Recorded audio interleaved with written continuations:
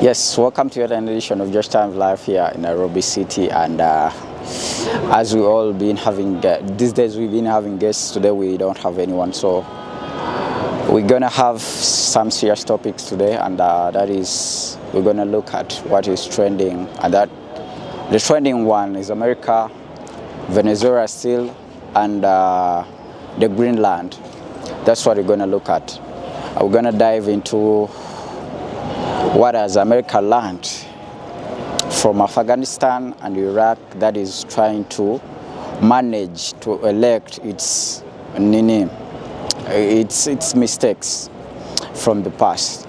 We're going to start with Venezuela. That is to say, we saw that the Gonzales, who were the opposition by the time of election, that is between Maduro and the opposition, and all that came to context against him. We saw that when it came to toppling his government and taking him out as a nut from the other side of Venezuela, we never saw that the opposition guys are given power.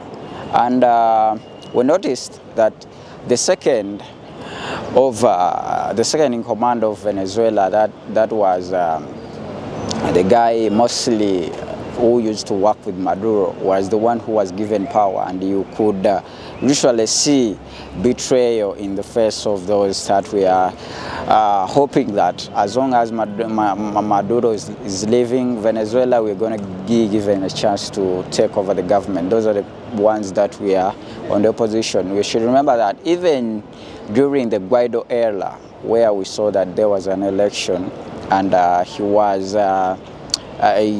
won, Maduro was won, still these guys were being paraded and taunted as the best and sort of that. Still they didn't manage to take over Maduro. Even at some point we saw that Guaido was paraded as the president of Venezuela. He couldn't let these words slide him over till we saw of recent that he was taken. So it was a very disappointment. And what America learned from Afghanistan, from the Mullah Omar, that was Afghanistan and Iraq era, where they toppled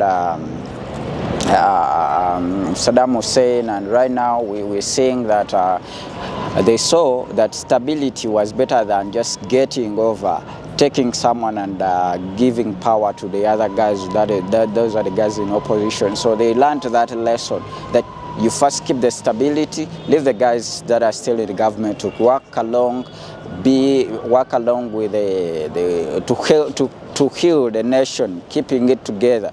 Though you have the power and the control, but you leave these guys to go on with the businesses. Because once you give the power swiftly to the opposition, they come with a new manifesto, new agendas and sort of that, which might be hard actually to control, because leave alone that these guys have been toppled and the government of Maduro has been toppled, but they still have power and they have a lot of support in the people and all that believe in them, who are believing in their government. So what we are seeing right now is they are using this chance to correct enact their mistakes that we had done during those days.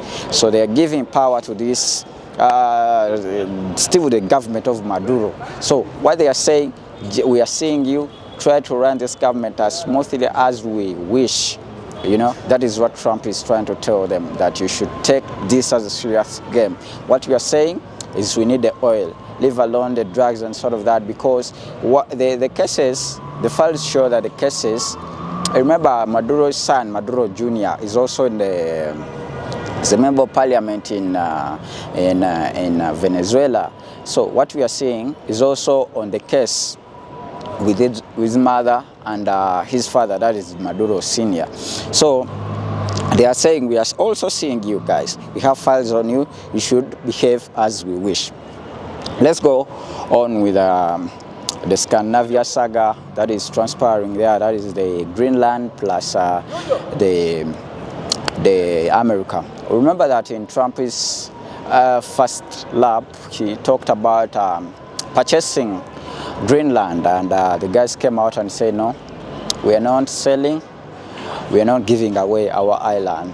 It's our home, and we believe that let's stay with friendship, let's stay with the friendship and not go beyond that.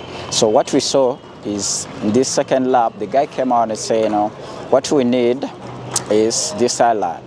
Whether it's through the fighting or through the paying. And we saw that there was a sheer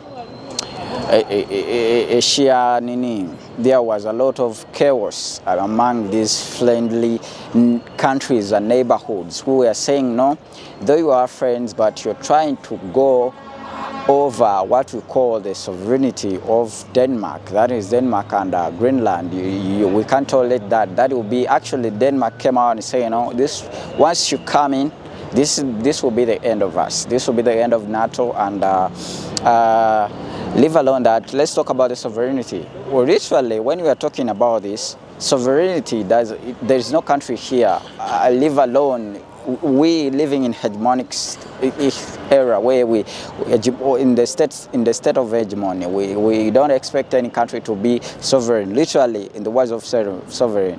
There's ideal politics and the real politics. So in realism, we see that there's no country that is really sovereign. But in ideal politics and ideal diplomacy, we can talk about the sovereignty of the country, because I'll give you an example. When you have a country like Uganda, any time it wishes to go to Congo, it just goes through the borders and leave and do whatever it wishes. Just like America, go get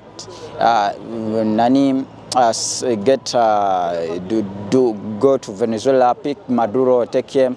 That means there is no country that is usually sovereign, because even the countries that are called sovereign, they have their interests or their ambiguities, which can't let them do as they wish. So in this codex, we are seeing that Denmark is trying to say that we are working together, but that doesn't mean or give you an upper hand on taking our guy because you are giving an excuse of Russia and China moving along our waters and sort of that, because you have a base here, so use that base to elevate and do what you wish, but we are not giving away our land for your interest.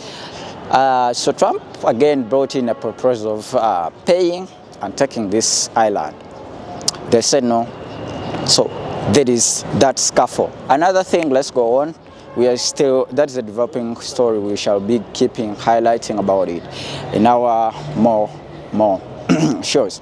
And let's go on. We are seeing that Trump is trying to push for America to disengage America from 62 United Nations. Those are that affiliate with the United Nations. And we are seeing that this might bring more danger to most African countries that are fighting for at least to reach somewhere in democracy, because one of these organizations, most of them actually foster for democracy in countries that they think there is no democracy. So when Trump comes out and say, no, we are saying we're spending a lot of money on these guys and we're not earning, guys, we're not getting anything from these guys, so we need to consolidate all our friends and bring it together and try to do something tangible for the U.S. as he's been telling you that America first, America first, America first, fostering for it. So he's saying we are removing America from these United Nations and sort of group that affiliate with them, so that we can consolidate the money, bring it to service and for the people, for the common good of our people, and leaving it to go to those countries that don't even support us, yet we fight for them. Our people give taxes and sort of that. So that is the thing. Another thing, we also saw that China is still going on with the drills in Taiwan, and for that we shall keep updating you what's transpiring.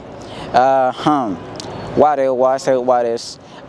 For the recent, we saw that AFCON actually is still going on, and one of, you could call him the Lumumba, a supporter who has caught many people's eyes at attention for his stature, doing that thing of Lumumba, the pose that has earned him an international and recognition. And some people are saying, no, what we are saying, give this guy at least something.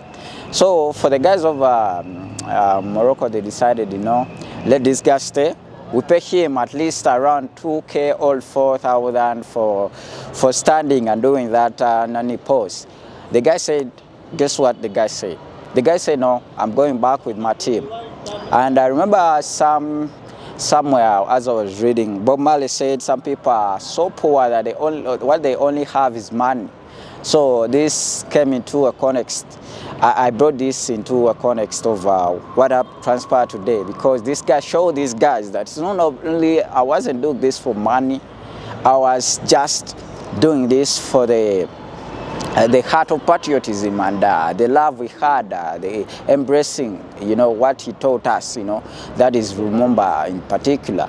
So that is what we're having for you. And the Manu guys, we love you and we see your struggles, and we hope that you have a good season, though we are seeing things are not moving well with you.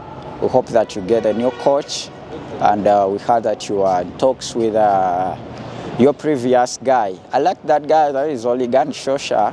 Yeah, I used to like him. By that time I was doing, I was supporting, no longer support football for that fact. And we're good. Thank you for your time. It's been Josh Times. You can link up with us in our comment there. We can talk about everything that you want to discuss with us. If you want to have a chat with us, it's okay. We can. Good evening. Yes. Cut.